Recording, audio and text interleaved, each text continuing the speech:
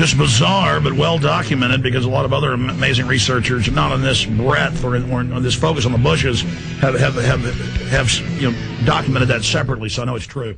Family of secrets, the Bush dynasty, the powerful forces that put in the White House and what their influence means for America. We're going to go back to that here in just a moment with our guest in studio. We're going to get to these mass graves they're building all over the country. We've had emergency managers on, journalists on, and the Pentagon admits they're doing it, and they do it by night. They go in and just put in all these big mass concrete graves outside large government cemeteries. They're getting ready for World War III or something? Who knows? We're going to be covering it. Photos are up on Infowars.com. Family of secrets. I'm definitely, Russ, going to have you back on in the near future, just over the phone from New York. I don't want to wait till you're back in Austin. This is just too important, just too much information that's got to be gotten out. Finish up with how they went after Nixon specifically, and I know that's only a small part of the book. It's just so interesting to me, and then cover some of the other things that are in the book that you bring up to current times. Sure. What I see, a number of things. First of all, I studied the Nixon tapes, and what's very interesting is most of us have not studied the Nixon tapes, and we take the word of several so-called experts, I call them gatekeepers, who tell us that the tapes implicate Nixon. Well, the tapes don't implicate Nixon. If you look at the tapes carefully enough, you see that what they show is a guy who's completely befuddled. He has no idea what's going on. He doesn't know why in the world they did that burglary. He says, holy cow, it looks like somebody's trying to set me up. He does not know what's going on. That's right, I've heard that, and absolutely so. And so what you see is, you see a whole bunch of people. Again, we don't have time to go into here. It's all in the book, Family of Secrets. All of these people around Nixon who were infiltrated into the White House, who had intelligence ties, and that includes Alexander Butterfield, the man who revealed the existence of the tapes. That includes Jeb Magruder, who basically framed John Mitchell. That includes a whole bunch of these guys.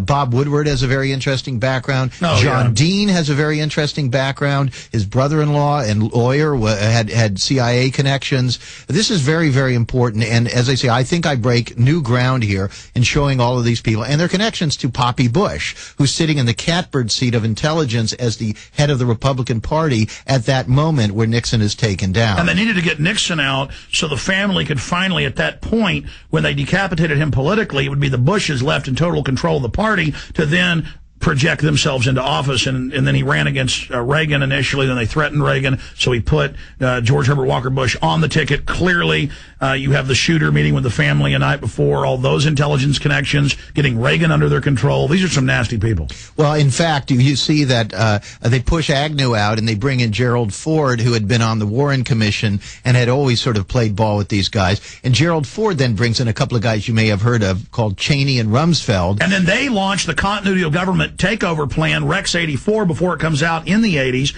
in the Iran-Contra, and it's all about, we'll take over through national security, we'll do a CIA overthrow in the U.S. like we've done in the third world, but in slow motion, and now today it's actually happening.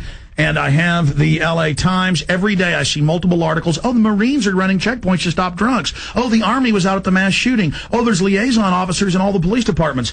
L.A. Times, Marines embedded at L.A. County Coroner's Office. Sorry, go ahead. Sure. In any case, that whole segment, it fascinated me as I dug deeper and deeper. And then, of course, Ford comes in, as I say, and then they bring in Poppy Bush as the CIA director in 1976. I then discover a bunch of things that happened to Jimmy Carter, and I get into this in the book, and this appears to be yet another setup of a president they were not happy with. He was trying to essentially either reorganize or dismantle the CIA. So they make a deal, just on record, because I know this is they make a deal to have the mullahs grab the hostages. They sell them weapons. It's Iran-Contra. There's a lot of interesting stuff about the whole Iran connection. And by the way, right in this period, you see money moving, Iranian money, into companies that George W. Bush is involved with, the son. And so what I do is that the first half, or maybe sort of two-thirds of the book, is mostly about the father, the grandfather, and this larger apparatus of these wealthy and powerful families that influence policy in this country that we really can't talk about, that control resource extraction in this country and around the world, which is the the source of power in this world. You could say it's the entertainment business. You could say it's a Silicon Valley. It isn't. It's always going to be, until the lights go out, it's going to be the things that keep us warm, the things that allow our vehicles to move. Raw material. And that is what these families and these interests have controlled. In any case, the thrust of the book, and bring it up to today and why it's still relevant, is because these people aren't going away. I interview somebody in the book, a Republican official, and he says to me, let me tell you something. The intelligence community bring in their people into every White House. They make sure they have their people in surrounding every president. And they say, don't think that this thing is going away. So whatever you think of the new president, whatever you think of what he's trying to do, the reality is that he's limited in his movement. And he's constrained.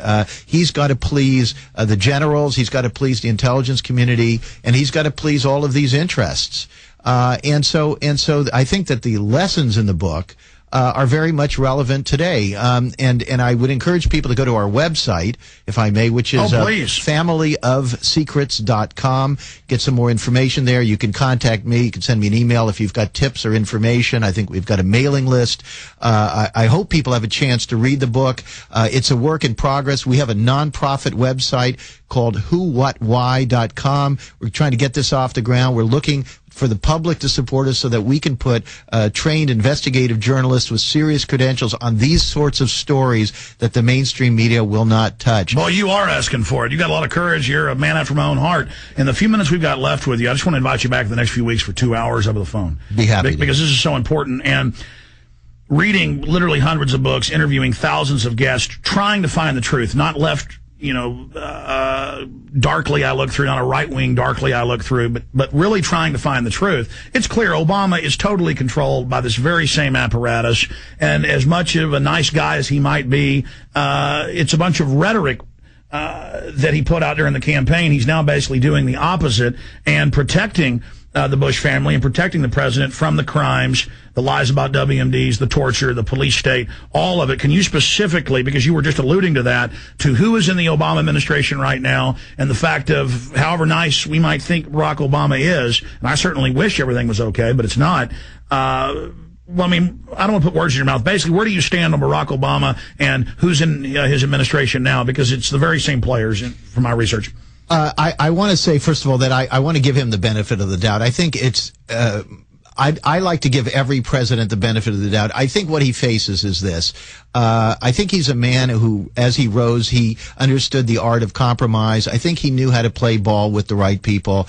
I think he's got a mixture of people in his administration. He's got a few people who I think are very good people. He's got other people in there who I don't think are so good. And I think there's a lot of jockeying going on. There's a lot of back and forth. And the question is who's going to prevail on the Wall Street bailout, on the kinds of people he chose to run the Treasury Department, kind of people at the Fed to keep Robert Gates in at the Pentagon. A lot of these things, I'm not sure they are encouraging. I am troubled by a lot of them, and I think that the best thing that I can do as a journalist is to hope for the best and be prepared for the worst, and apply the same sort of scrutiny and vigilance that I have to the Bushes. Well, Obama is not stupid. He's extremely intelligent.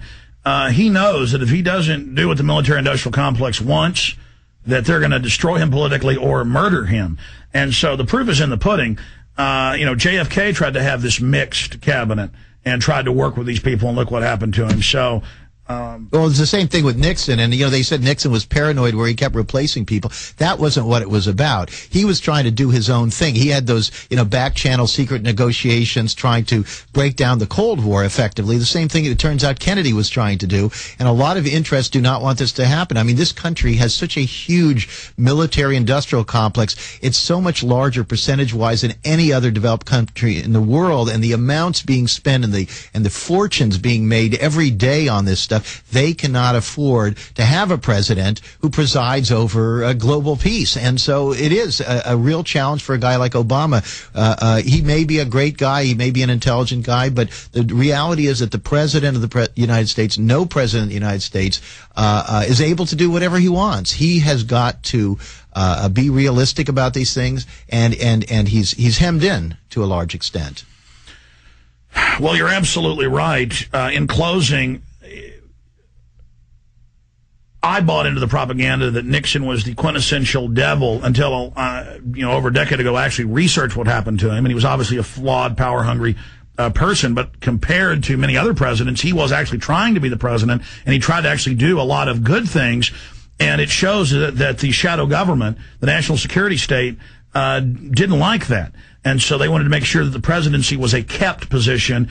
And I just feel so sorry for the controlled left. It's almost like a religious sacrament bashing Nixon in the cartoons and movies and culture. And it's sad that they're just being completely conned and are missing the real power elite and the real evil. Yeah, I mean, it's unfortunate that people of any ideological stripe are not open to facts, are not open to new information. And, I think that the most compelling thing about Family of Secrets, I am told by people, is that I don't come in with an agenda. And I'm open to being persuaded that what I thought and what I understood, one of my friends, a journalist, when he looked at the book, he said, you should call this book? You should call this book, Everything You Know Is Wrong. And I was willing to accept the fact that the way that I understood the Kennedy assassination, the way I understood Watergate, the way I understood Jimmy Carter, Ford, George W. Bush, that all of these things were wrong.